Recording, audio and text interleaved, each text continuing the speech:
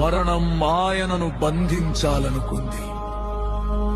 కాని ఆ మరణానికే మరణం రుచి చూపించి సమాధిని బద్దలు కొట్టుకుని వచ్చిన మృత్యుంజయుడు పగవాడికి ధైర్యాన్ని, అలసిన గుండెకు ఆలింగనాన్ని ఇచ్చే ఏకైక ఆశ్రయం ఆయనే నా సర్వస్వం, ఆయనే నా యేసుక్రీస్తు.